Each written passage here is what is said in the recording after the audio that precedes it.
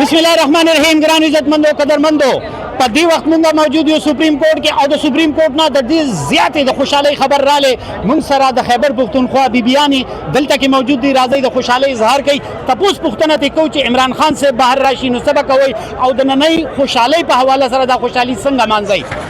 جی الحمدلله نن د ډیر د خوشحالي او د ډیر د عزتونو ورځ د پی ټی آی د خان صاحب لپاره د بشرا بیبي لپاره او د ټول کام لپاره زموږ ټول د پښتنو ولس لپاره نن د ډیره د خوشحالي د سجدې د لګولو ورځ ده. الحمدلله الله خپل فیصله وکړه د حق فیصله وکړه الله الحق ته او د حق فیصله وکړه. ها د نننۍ خوشحالۍ په حواله کې بس قرباني کوئ د خیره سره؟ مونږ به ګډان نن به ګډان کې کټ کوئ؟ ګډان به ګډان ان شاء الله. خان صاحب چې روزي په ورځ به ګډان وي ان شاء الله.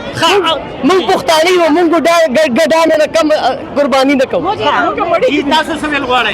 نن زموږ د پاره دومره د خوشحالۍ ورځ ده چې زما خیال څه د خبرو ضرورت نشته. سیلیبریشنز تاسو ته ښکاري او دا زموږ یو ډېر اوږد جدوجهد دی چې موږ شروع کړی دی. الحمدلله نن موږ ته ډېر وخت پس یو پوزیټیو شی موږ له مخې راغی نو موږ نن هغه مورال هم های شوی دی. نن موږ لږ شان د امید هم پیدا شوی دی چې انشاءالله تحریک انصاف بیا په پوره زور باندې واپس راځي او زموږ ټارګټ دی چې موږ خپل خان بهر کو انشاءالله. موږ به هغه وزیر حاضر ته ووایه په دې حواله سره څه ویل غواړئ؟ شیر افضل د پالټۍ نه وباسه. شیر افضل چې دی د ډېر زیات د هغوی سټرګل دی.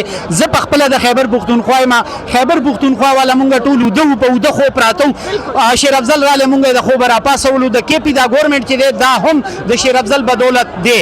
په دې کې هېڅ شک نشته ولې چې هغه خلک سرګرم کړه خو د هغه سره زیاتې نه کېږي. ګورې مونږ چې شیر افضل هم وکته نو مونږ ټول پخپله واقعي زموږ مورال بوسټینګ و خو مونږ به همیشه نه چې څنګه خپل د پارټۍ په اصولونو د هغې په رهنمایه ولاړ یو چې هلته نه مونږ ته کوم شی راځي مونږ هغه منو.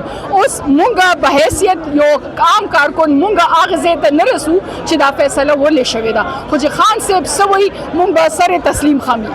تاسو څه ویل غواړئ دي شیر افضل اباوټ شیر افضل؟ شیر افضل مروت زموږ د خپل کام دی پښتون دی. مونږ په خوشحالېدلو اوس هم په خوشحالېږو خو یو خبره ده دا به هر څه کلیر شي چې کله خان بار روزي. نو شیر افضل ته څه ویل غواړئ نیغ په نیغه؟ شیر افضل زموږ خپل ځان دی زموږ خپل وینه ده زموږ رور دی زموږ خپل د کام ننګ دی. مونږ په خوشحالېږو انشاءالله دا ټولې مسلې به حل شي. دا ټوله یوه پارټي ده کو شیر افضل دی او که دی خوا عمر ایوب دوی دي او زموږ خان خو هغه ډېر جینیس سړی دی به روزي هغه ټول دا خبره شیر افضل ته وکړئ که نه نیغ په نیغه؟ او شیر افضل رور تاسو چې بالکل هم زړه بی نه لئ انشاءالله تاسو به واپس راځئ.